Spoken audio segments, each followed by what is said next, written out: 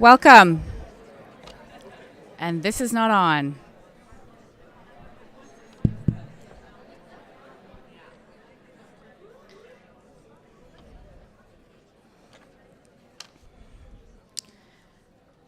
Welcome to the University of Winnipeg.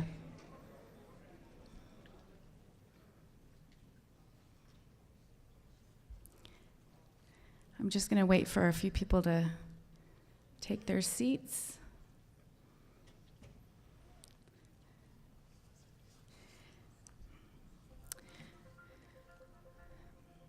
That is a good cue to turn off your cell phones. Excellent. Welcome to the University of Winnipeg. Our 50th anniversary presents the campus community with an ideal moment to reflect back on 50 years of higher education and to chart its course moving forward. I would like to acknowledge that we are on Treaty 1 land, which consists of the original territories of the Anishinaabe, Cree, Ojai-Cree, Dakota, and Dene peoples, and the homeland of the Métis Nation. I am Dr. Sharon Paul Ruprai, an assistant professor in the Department of Women and Gender Studies,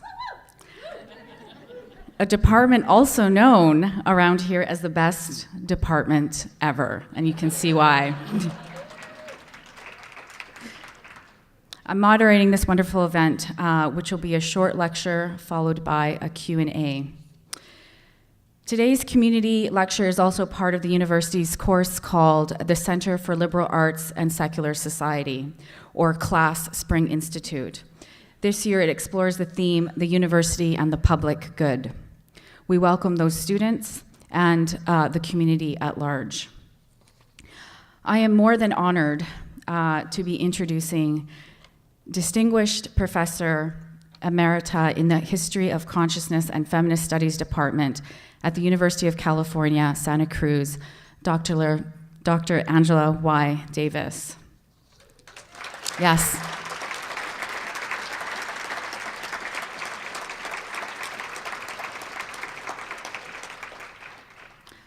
Dr. Davis is a feminist icon. Her contributions to politics, philosophy, feminism, and social justice have shaped the way many of us see and want to see the world. Professor Davis's political activism began in Birmingham, Alabama, and continued through her high school years in New York. But it was not until 1969 that she came to international attention after being removed from her teaching position in the philosophy department at UCLA as a result of her social activism and her membership in the Communist Party USA. In 1970, she was placed on the FBI's 10 most wanted list on false charges and was the subject of an intense police search that drove her underground and led to one of the most famous trials in US history. During her 16th month incarceration, a massive international free Angela Davis campaign was organized, leading her to an acquittal in 1972. During the last 25 years or so, Professor Davis has authored articles, essays, and many of us in the room have used her work in the classroom. For me, the publication, and I actually have it here, a third copy, publication, Women, Race, and Class, is a groundbreaking text. It is a critique of the feminist movement through an intersectional framework and has informed and shaped Black feminist theory. She challenges the feminist movement, past and present, for failing to address capitalism, white supremacy, and violence.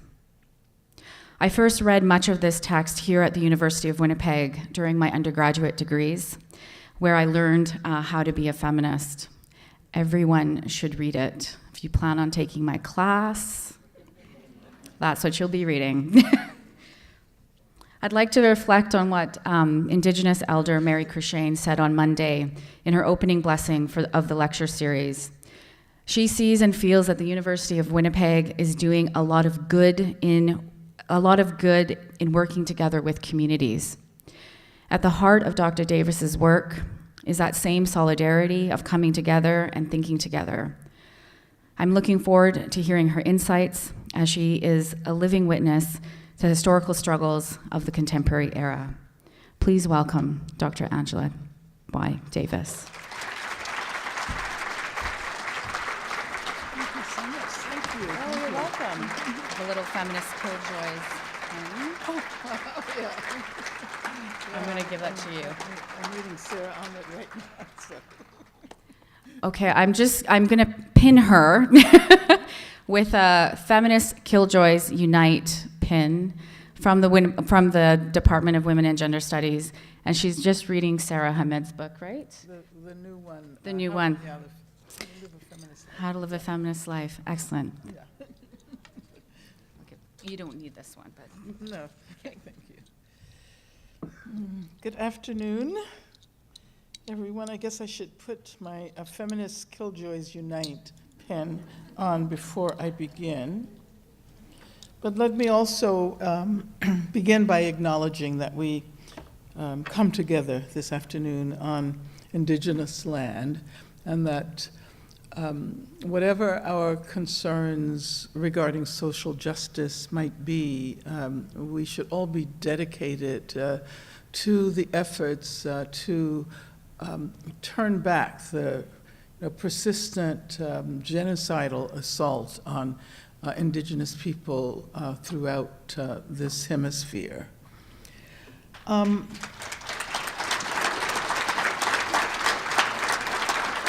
So I'm going to speak, I think, for a short while, if someone will help me keep time. Great, good. And I'm most interested in the conversation, the dialogue. As a matter of fact, I was under the impression that I was basically going to be involved with you in a conversation this afternoon, and then I learned that I should be speaking for about 25 minutes. I guess I can do that. First of all, it's really good to be back in Winnipeg. I've been here a couple of times. I have to admit that what I remember most about the first time I came was how cold it was. And it took me a while to return. And it's, the weather is, I was surprised to see people walking around with no sleeves. Even though for us in California, it's still kind of cool here. The university and the public good, a very important overarching topic that I understand is driving a series of panels and lectures and conversations on the campus of the University of Winnipeg.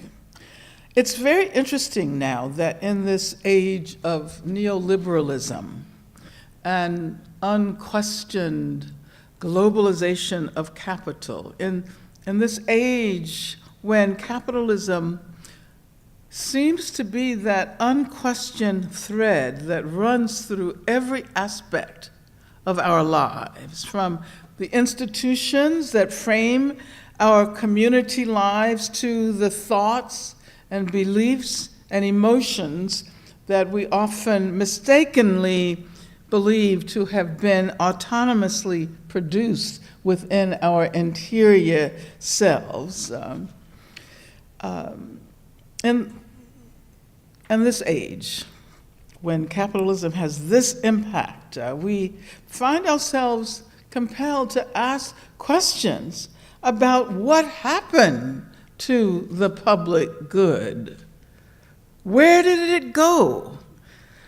How can we usher it back into existence? How can we value social relations that are forged for the purpose of improving our lives as individuals, as the communities that nourish us are extended and strengthened? First of all, it's revealing that this question of the relationship between the university and the public good is one that requires the kind of discussion we're having today. I mean that under the right political conditions, it would simply be taken for granted that the university is a public good and that it is designed precisely to enlarge and expand and deepen the public good. But unfortunately, especially in this part of the world, and particularly with respect to the U.S., and I can speak more in a more informed way about the conditions in the U.S. I think that that you all are probably somewhat a little better, perhaps, in some respects, and perhaps not so good in other respects. But anyway, I don't want to engage in that kind of comparison. But I do.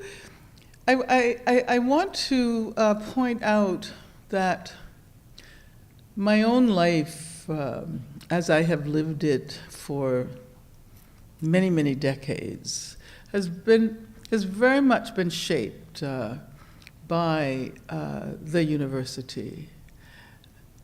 But at the same time, by social justice struggles that are designed to make it possible for all people, particularly racially subjugated people and those who are excluded by virtue of gender and class, to have access to the public good.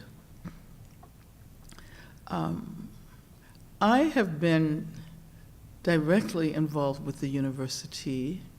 I'm trying to count the years now. As you grow older, you don't calculate in the way that you might have when you were younger. And so I would say that for almost the last 50 years, well, if I count my years as an undergraduate and graduate student, I would have to say the overwhelming majority of my life, for over 6 decades, I've been directly involved with the university. And I came to embrace a university life, and I don't even want to say that that I was clearly thinking about a career at the university level. I was more interested in the role that places where knowledge is produced can play in larger struggles to transform society. And as a child, I grew up with the idea that there can be no effective change, no liberation without education. My mother was an educator at the elementary school level, my father at the high school level, and they, of course, were both the first in their families to attend the university, and my mother, the first to attend high school. And as a matter of fact, in order to attend high school, she had to run away from her foster family because they didn't feel that she should attend high school. So I grew up with this sense of the power of education, and the connectedness of education and struggles against racism, the fight for democracy and equality more broadly. And so I found myself hired by a university in 1969 to teach philosophy,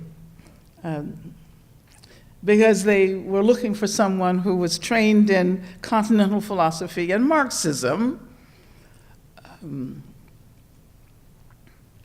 And before I had the opportunity to teach my first class, I was fired.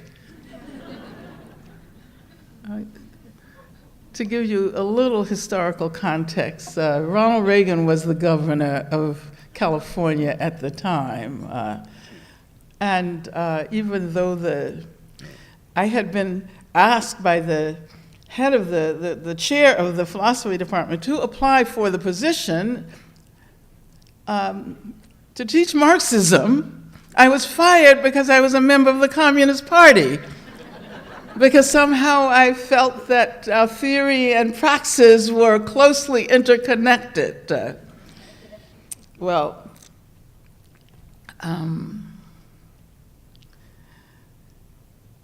So it's in that context that I offer you a few ideas about the relationship between the university and the public good. And since then, of course, I have attempted to teach. I think teaching is perhaps the most important vocation at every level, because if we believe in human rights and human communities, how can we otherwise come together if we do not learn how to engage critically with our environment and engage critically with issues that will define the future? And so I've come to embrace an approach to education that emphasizes interdisciplinarity. And fortunately, I have, for the last 25 or 30 years, been involved in, or maybe even longer than that, been involved in interdisciplinary programs, Black Studies, the Women's Studies program at San Francisco State, and as you heard, the History of Consciousness department and Feminist Studies, which I chaired some years ago at UC Santa Cruz. And I want to talk a little bit about interdisciplinarity and the meaning of interdisciplinarity, and an interdisciplinarity which challenges the borders that are usually constructed around the very notion of interdisciplinarity. And because I have to be succinct, I am going to shift very quickly to a conversation about interdisciplinarity that actually challenges or moves beyond or traverses the borders of institutions that are engaged in the professional pursuit of knowledge. Oftentimes we assume that interdisciplinarity simply means multidisciplinarity and moving between existing disciplines. But what if we recognize that knowledge is produced elsewhere as well, not only within academic disciplines? What if we recognize that knowledge is produced in places like prisons, on the job, in communities? If the university is to fulfill its vocation as a purveyor of the public good, then it also has to acknowledge that knowledge is produced in venues other than the university. And so for quite a number of decades now, I've been very specifically interested in the connection between the university and the prison. As someone who has been involved in abolitionist efforts, and I think there are some very vibrant abolitionist campaigns here in Canada, right? Are there? Or not? I mean, do you understand what I'm referring to when I say abolition? Why is everyone so quiet today?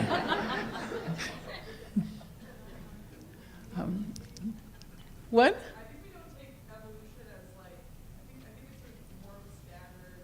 There aren't like campaigns for it. There aren't. Because we kind of all see that as the norm. All Canadians see the abolition of imprisonment as the dominant mode of punishment, as a norm? Oh no, sorry, I was thinking biological evolution. I don't know. Okay. Uh-huh. Right. Okay. Well, you know, it's interesting because from where I stand in California, I guess I only get to meet with Canadians who are involved in abolitionist efforts. So I didn't realize that it was quite as broad as you said, although you misunderstood what I was referring to. But I want to share with you what was one of the most interesting experiences in my activist and academic career. It was a conference that we organized some years ago called Critical Resistance. There were quite a few Canadians at that conference. It took place at the University of California, Berkeley in 1998. And the organizers were academics, advocates, lawyers, etc., quite a number of activists, former prisoners, and people who were in prison at the time.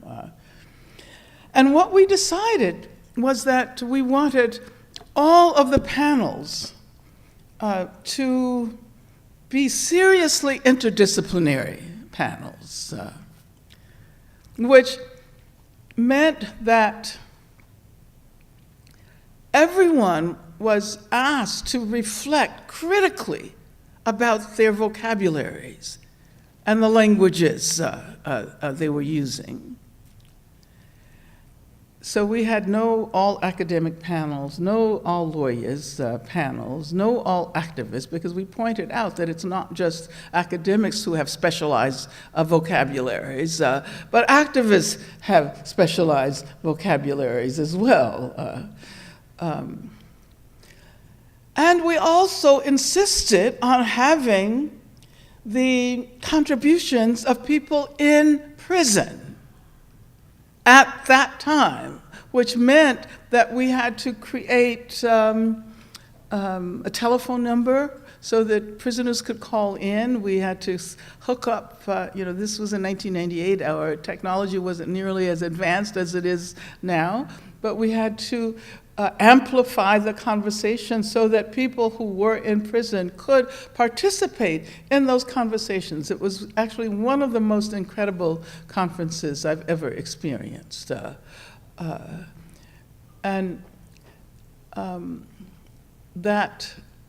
everyone critically engaged with the conceptual tools they were using and shared them. Oftentimes, particularly students who were the first of their family to attend the university, they ask questions like, "But how do I talk to my family? I mean, I've learned all of these amazing things, but I've lost the ability to communicate them." And this is, on the one hand, it's wonderful to acquire that knowledge, but on the other hand, that students are not frequently taught to translate, to engage in processes of translation, is quite damaging. And I don't even want to talk about the extent to which the university conveys this elitist sense, this hierarchical notion of who knows more and therefore who is better.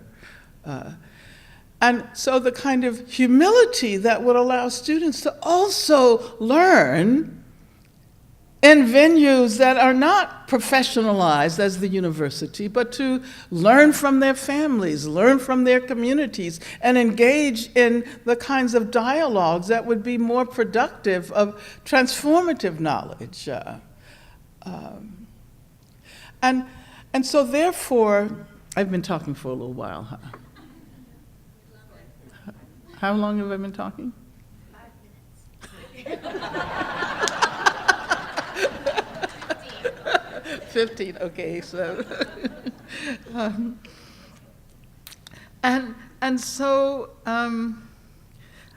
as an abolitionist, as someone who has been working for many years on the project of persuading people that our prisons are not working, and that they are incapable of reform, and that if one looks at the entire history of the institution of the prison, one discovers that that very history has been a history of reform. And if the institution has not been capable of being reformed so that it accomplishes its announced aim, in since it was created in the latter part of the 1700s, the beginning of the 1800s. I'm talking about the use of the prison as punishment. Then why do we expect that it's going to get better? As a matter of fact, what has happened is that efforts to reform prisons have led to bigger and better and more damaging and more repressive institutions, so that now we have these super maximum security prisons that to which vast numbers of people who have mental problems are incarcerated. And of course, I'm thinking about a book that is about to come out by Terry Coopers, who's a psychiatrist interested in social justice, and he argues that there is this symbiotic, this very dangerous symbiotic relationship between the lack of public mental health and the use of the institution of the prison as a place to house people who are seriously ill. And so what would it be like to start anew, to think differently about what we need to make our worlds feel secure? Because the prison is supposed to be an institution that provides security for those of us who inhabit the free world, right? But then if one looks at the what's often called mass incarceration in the United States, one sees a hugely disproportionate number of people of color. Indigenous people probably have the highest rate of imprisonment of any other group. The majority of people in prison are people of color. Totally disproportionate relationship to the population, totally disproportionate relationship to the world's population and the world's prison population. The U.S. has can claim 25% of all people who are in prison in the world, with, of course, the population being 5% of the planet's population. But if one looks at women,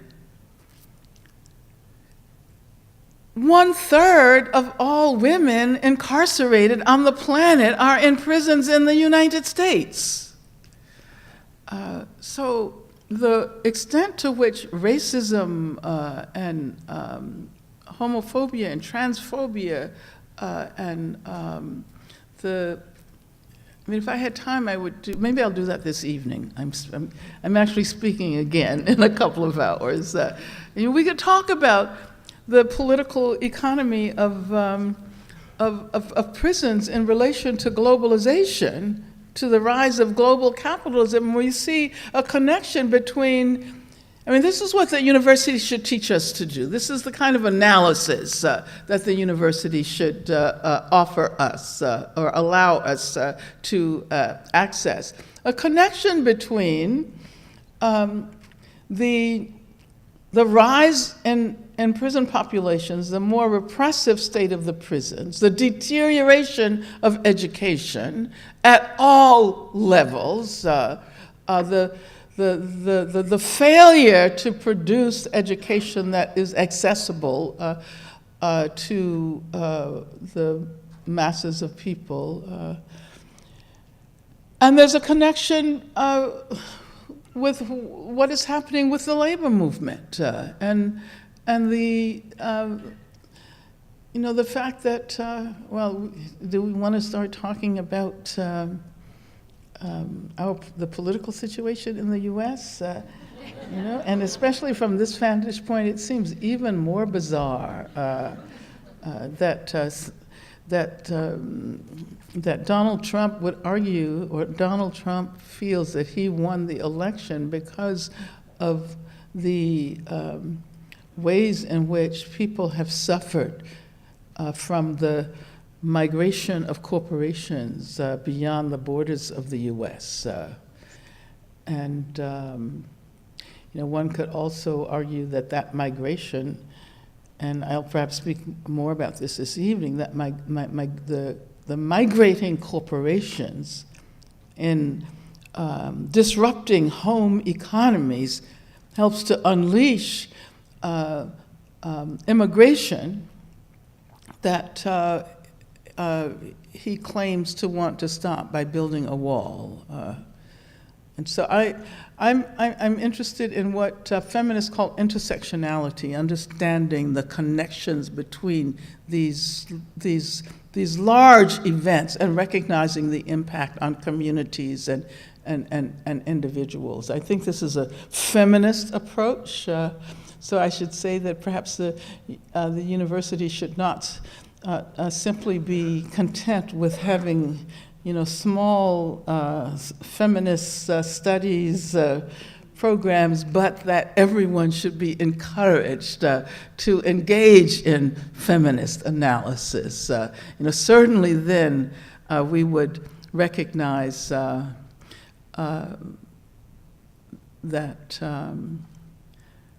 the public good is what we want for everyone.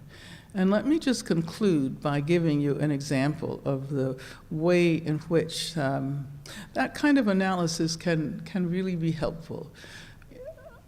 Oftentimes, because of the quantification of knowledge, and I'm not suggesting that quantified knowledge isn't important. I use statistics and other modes of quantification all the time. But I think it is important for us to recognize that quantity is not what it's always about, and that what affects what is considered to be a relatively small population can have actually a vast and massive impact. And I'm thinking about the way in which we have come to think about transgender issues, and especially in relationship to the institution of the prison. I had a graduate student some years ago who wanted to do a independent study on trans people and the prison industrial complex. And I said, okay, well, let's develop the bibliography first, and then we'll figure out how to do the independent study. And then he came back and he said, I can't find anything. And so we said, okay.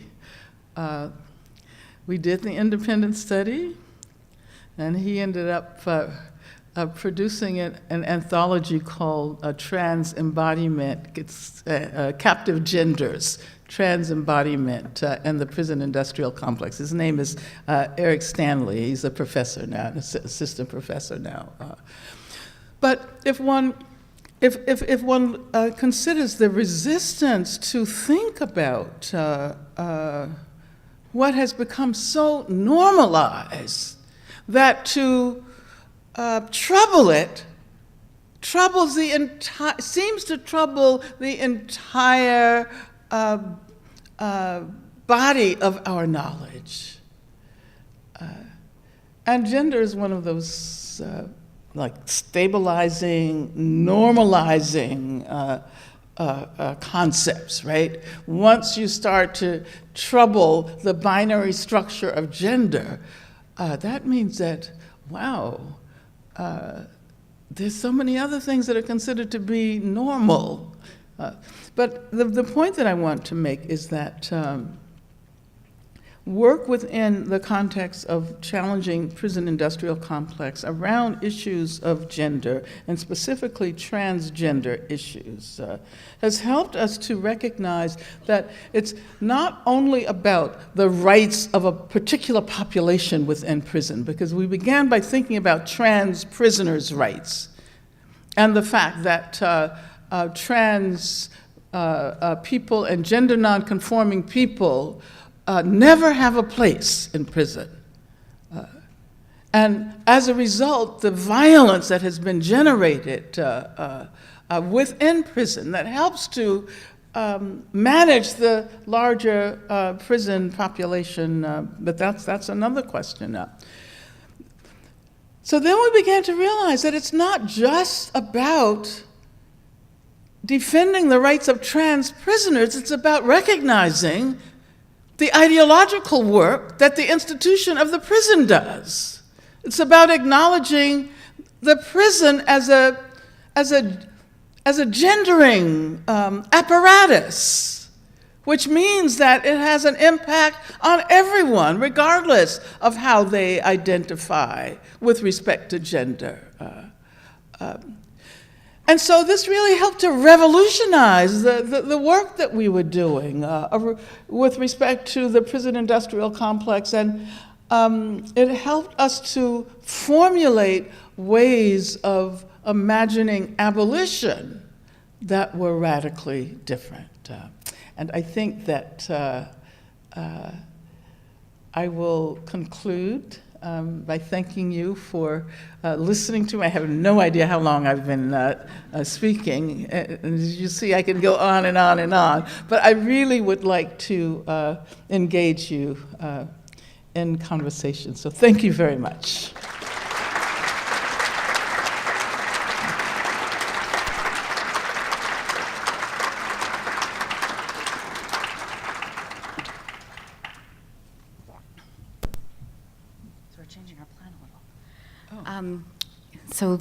Thank you very much for that. And we have two people running around with mics.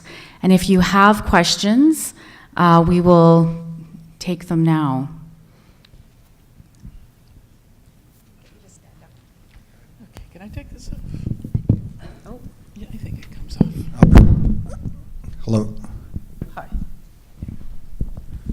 Professor Davis, we're welcoming you to Winnipeg. Thank you very much for coming here. We're honored and privileged to have someone like you in our midst here, someone that's fought their whole life for justice and cause, human rights and justice. And my name is Gary Watkins, by the way, and I have a question for you that I will ask you in 1 minute. I just want to go over briefly what you said. First of all, there's no liberation without education.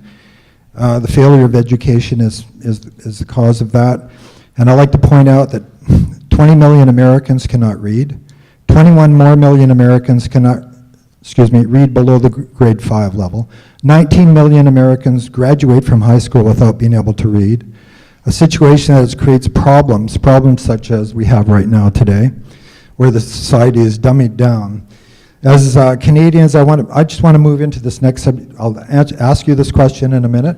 But in 1959, the people here were privileged to have a person like Tommy Douglas lobby for universal health care for America.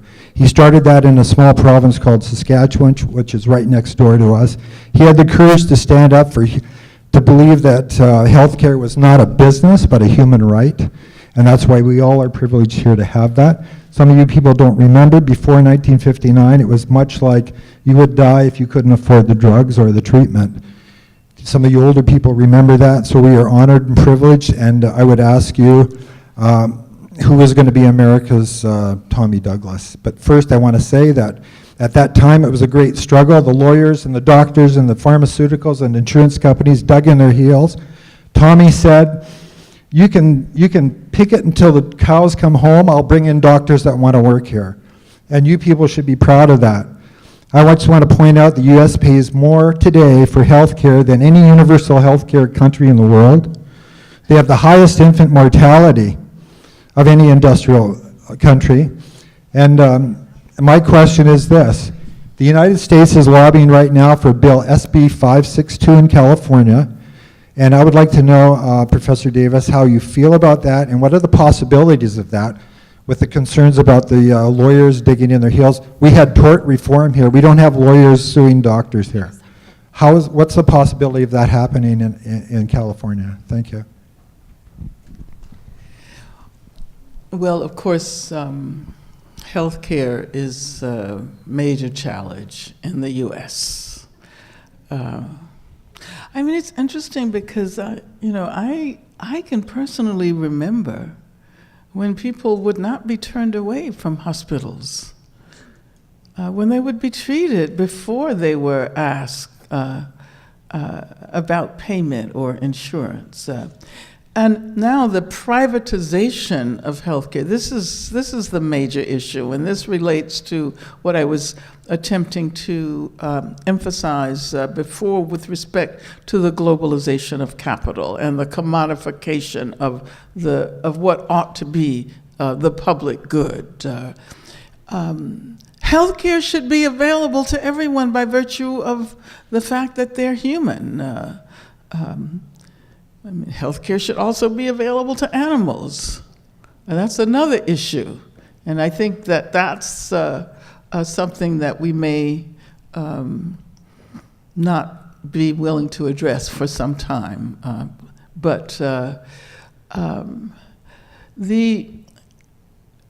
think what is important to grasp is the connection between the deterioration of education, the deterioration of healthcare, the rise in vast prison populations, the privatization of education, and you know that in the U.S. now, students often pay $50,000 a year for tuition, and that's not even considered to be an enormous amount of money.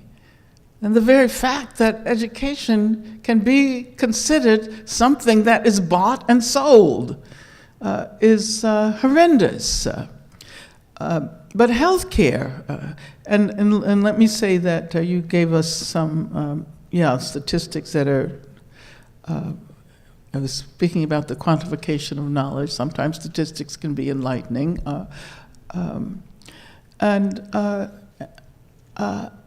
I think it might be important to recognize that the three major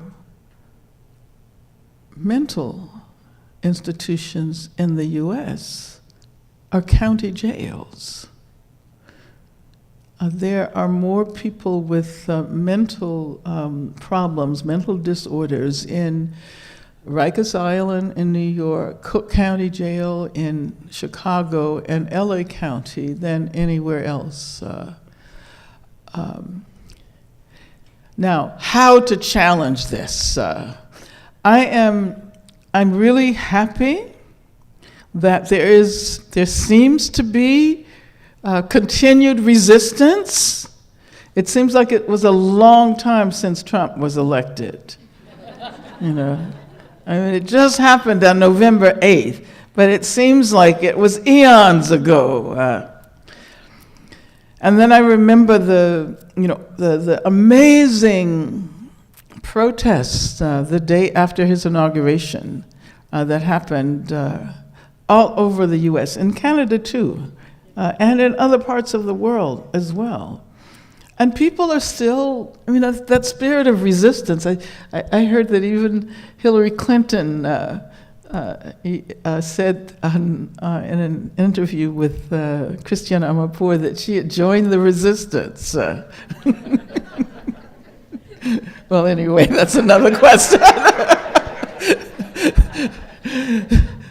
There are different kinds of. But the point that I want to make is that a lot of this resistance is on college campuses, college and university campuses, and oftentimes professors and administrators are upset that the students are troubling the normal state of affairs.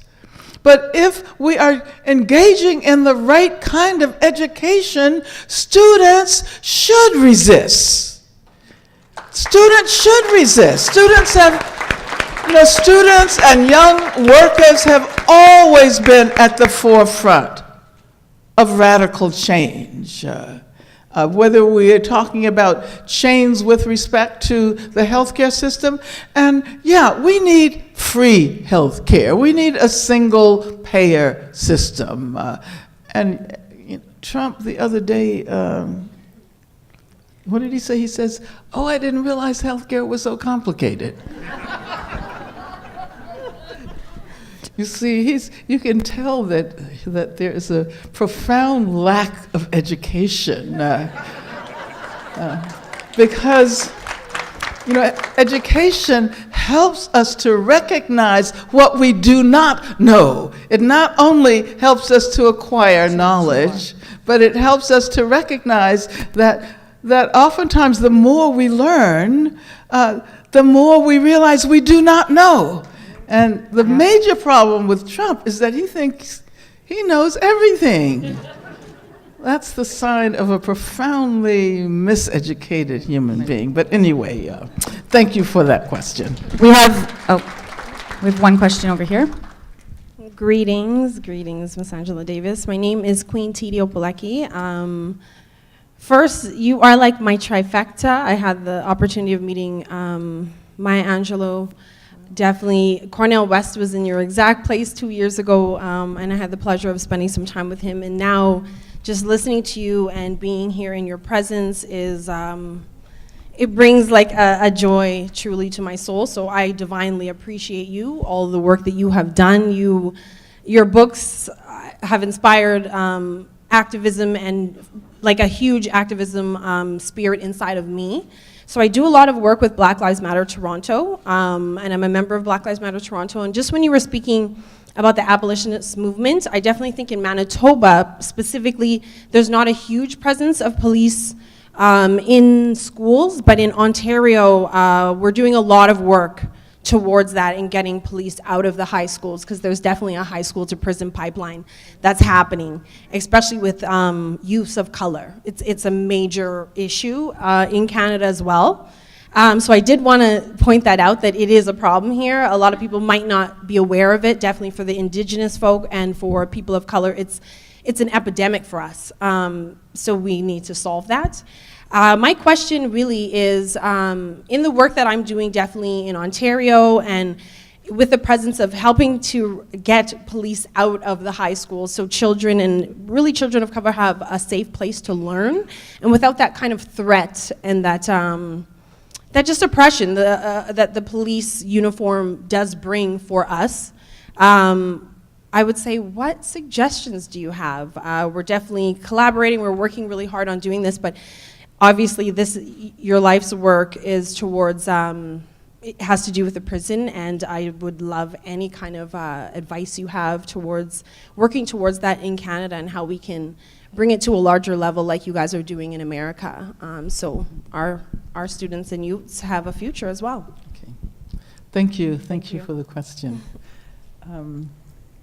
Well, First of all, I commend you for the work that you're doing, and thank you for recognizing the work that I've tried to do. And I always like to point out that whatever I've done, whether it be activist efforts or academic efforts, the books that I've written, I can't claim this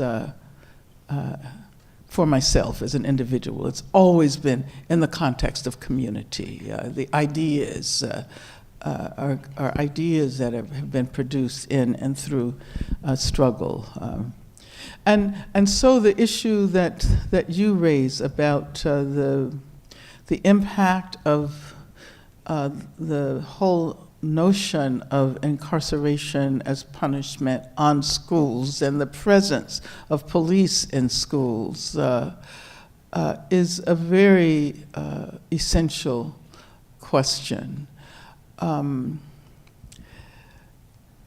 If one looks at the high schools at every level, the high schools, the middle schools, the elementary schools, in communities of color, and particularly Black communities in the US, one sees ways in which the schools have been modeled after prisons. And this is why education now has such a bad rap, because the places of education have become places of discipline. And sure, there's a certain element of discipline involved in education, but education is supposed to allow the imagination to soar. Education should be about teaching kids the joy of learning, how to inhabit, other worlds and other universes through their study.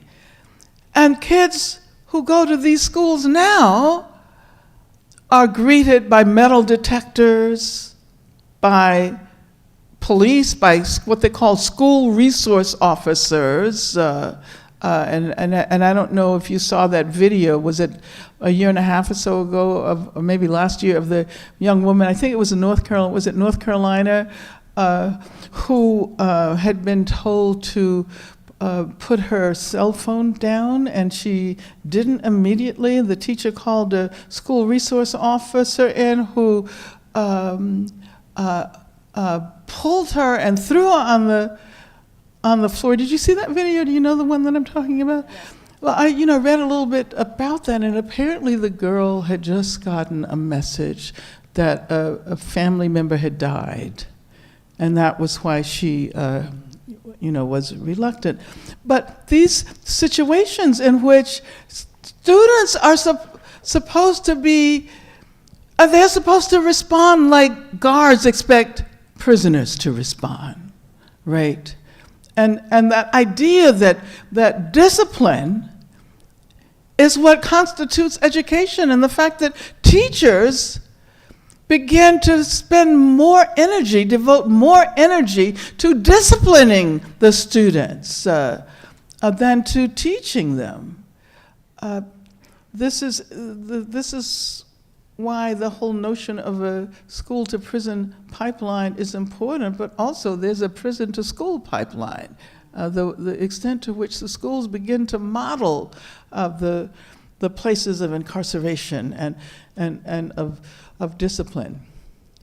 My sister, whose name is Fania Davis, does a lot of work on restorative justice in the schools. And the idea is to get the police out of the schools and to teach the kids how to engage with each other, to give them new tools, new vocabularies. And her group has discovered that it doesn't take that long, especially at the middle school level, to teach kids how not to fight. All you have to do is provide alternative ways of addressing the issues. And in restorative justice, they use the circle. And within a short period of time, kids, and I visited this particular school, began to instead of actually physically engaging with the person with whom they were having differences, they would say, oh, we need a circle. We need a circle. And they would do the circle, resolve the issue. And at this particular school, within a relatively short period of time, the violence completely subsided.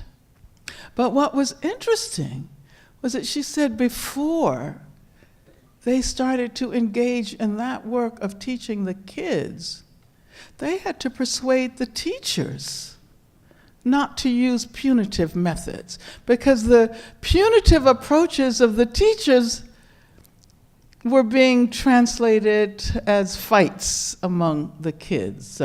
So it's, oftentimes the assumption is that there's one thing that can be done and the problem will be solved. That's a capitalist approach, and we can solve it tomorrow, right? And then if you look at all the social justice organizations that try to get funding from foundations, and they're asked, well, what is the 5-year outcome? As if you're going to change the world in 5 years. So I think that part of it, this is my answer to your question, has to be a kind of patience with the pace of change. Change does not happen overnight. But recognizing that the work that we're doing can eventually lead to radical change. And certainly getting police out of classrooms is something that everyone should be able to, most people should be able to relate to. But I wish you, all the success in the very important work that you're doing, and thank you so much.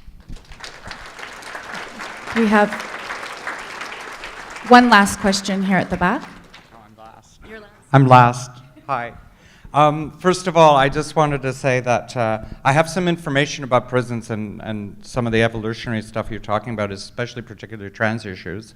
When I went to Montreal in December to get gender confirmation surgery, there was a prisoner with us in the recovery center, and she was going from a male prison where she had been held in isolation for over 3 years because it was unsafe for her to be with the male prisoners.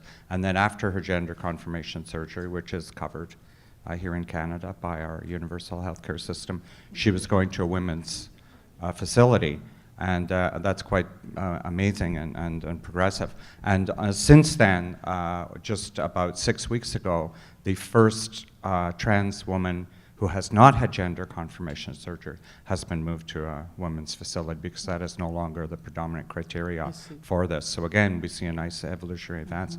My question, however, is about something that's very challenging for me to respond to on the other side, which is the issue and what you call in the United States the First Amendment, and where we see people like Ann Coulter are going to speak, or that obnoxious Milo person was going to speak at a university, and students, primarily on the left, protest because, they're obnoxious and, and moronic. But unfortunately, because of, people's desire to be consistent on the free speech issues, you'll see on the other side, on the left, someone like Norman Finkelstein, who has, is critical of Israel and the Zionist principles, will also be prevented and banned.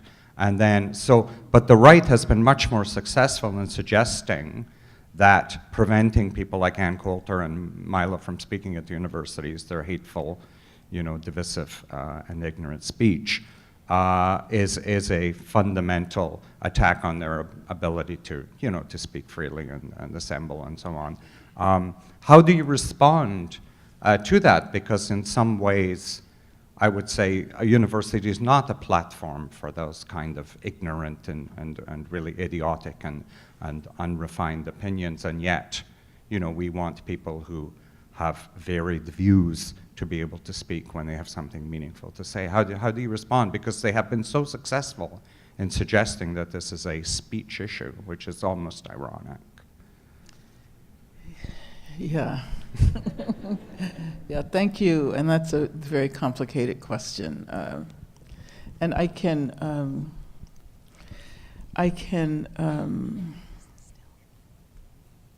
point out that discussions of in the U.S. of democracy usually come down to issues of rights, right? And particularly, the right to free speech. And it's so interesting that these rights are so formalistic. What about the right to health care? That's nowhere to be found. The right to education. So if we were to talk about substantive rights, we would see that the U.S. Constitution is it's based on the idea that the subject of rights is an abstract subject. So, like all men are created equal, right? I mean, that's a quote. And then when we recognize that that this putative universal that is supposed to embrace everyone actually very explicitly says men. Right? So it excludes more than half the population from the very beginning. And then when we recognize that that it's not even referring to all men, because of course indigenous men, black men, Latinx men, so maybe it should read all white men are created equal. But then you would have to go further and recognize that it's not even referring to all white men. Certainly not poor white men, certainly not working class white men, so that we end up with a very small minority of the population if we do that kind of analysis. So it should read, all property-owning, affluent white men are created equal. Because that's what it was about at that time. And this is another example of challenging the norm, what appears to be normal. And so free speech, abstractly, and it's another abstract concept, right? The notion of free speech can be, very helpful sometimes. When I was facing, I didn't actually tell you about my situation beyond the fact that I was fired by Ronald Reagan. But people wanted to organize around issues of free speech and academic freedom. And I thought that was good. But my position was that it's actually about more than that. And at that time, I tried to link what was happening to me to what was happening in the prisons in California, and linked my case. I linked my case to the case of the Soledad brothers, so that we could get a sense of the extent to which what often appears to be an abstract right is concealing violence and horrendous modes of subjugation. So I took the position that, the only thing I had to lose at that time was my job. But there were others who were subject to the same kinds of attacks who stood to lose their lives.